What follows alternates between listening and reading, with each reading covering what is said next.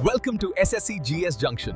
Here you will find the easiest methods, high quality notes, shortcut tricks and daily current affairs. नमस्कार, आज कुछ अलग करते हैं। सोचिए, अगर हम सिर्फ एक दिन, मान लीजिए 1 दिसंबर 2025 की घटनाओं को एक साथ जोड़े, तो भारत की कैसी तस्वीरों भर कर आएगी। चलिए, आज इसी एक दिन के जरिए देखते हैं कि देश असल में किस दिशा में बढ़ रहा है। तो आज की हमारी ये पड़ताल 4 हिस्सों में होगी। सबसे पहले बात करेंगे राष्ट्र और नीतियों की, फिर देखेंगे अर्थव्यवस्था और टेक्नोलॉजी में क्या चल रहा है, उसके बाद समाज और संस्कृति की झलकियां होंगी और आखिर में कुछ प्रेरणा और ज्ञान की बातें। तो चलिए शुरू करते हैं पहले हिस्से से, राष्ट्र और नीतियां। देखते हैं कि भारत अपनी सुरक्षा और विदेश नीति को लेकर क्या बड़े कदम उठा रहा है। देखिए, देश के सारे टॉप पुलिस अधिकारी रायपुर में 60वीं डीजीपी आईजीपी कॉन्फ्रेंस के लिए जमा हुए थे और उनका एजेंडा काफी सीरियस था। साइबर सिक्योरिटी जैसे नए डिजिटल खतरों से लेकर काउंटर टेररिज्म और नक्सल प्रभावित इलाकों जैसी पुरानी चुनौतियों तक हर चीज पर मंथन हुआ। पुलिस को मॉडर्न बनाने पर भी जोर दिया गया। अब ये नंबर देखिए, 73 टन। सुनने में तो बस एक वजन लगता है ना? लेकिन इसके पीछे एक बहुत बड़ा मानवीय मिशन छिपा है। ये 73 टन असल में दवाएं और टीके हैं जो भारत ने अफगानिस्तान भेजे। ये एक बेहतरीन मिसाल है कि भारत की नेबरहुड फर्स्ट या पड़ोसी पहले की नीति सिर्फ कागज पर नहीं है। जब पड़ोस में जरूरत पड़ती है तो मदद पहुंचती है। अच्छा, इसी दिन प्रधानमंत्री के मन की बात का 128वां एपिसोड भी था और उसमें कुछ खास बातें थीं।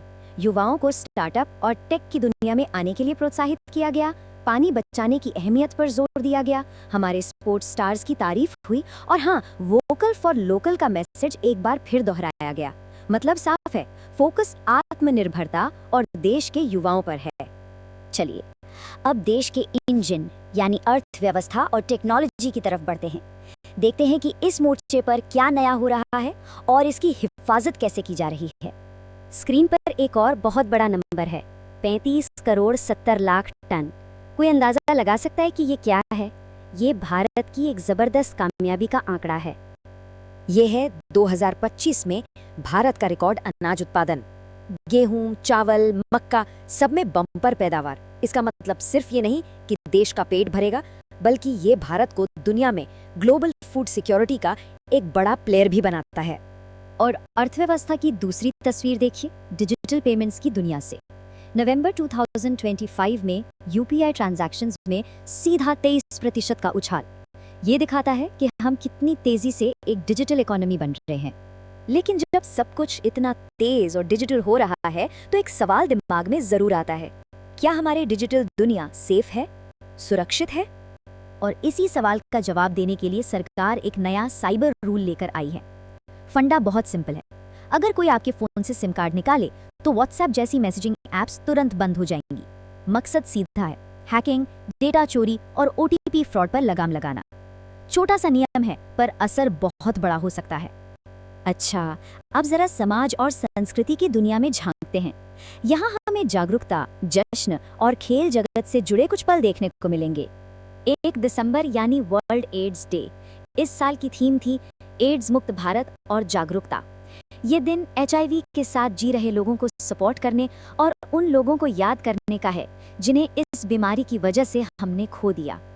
और ये देखिए, पिछले 1 दशक में भारत ने इस लड़ाई में कितनी तरक्की की है। 2015 में टेस्टिंग पर फोकस बढ़ा, 2020 तक एआरटी थेरेपी ज्यादा लोगों तक पहुंची और 2025 का लक्ष्य है कि ये थेरेपी 100% जरूरतमंदों तक पहुंचे और युवाओं में जागरूकता फैलाई जाए।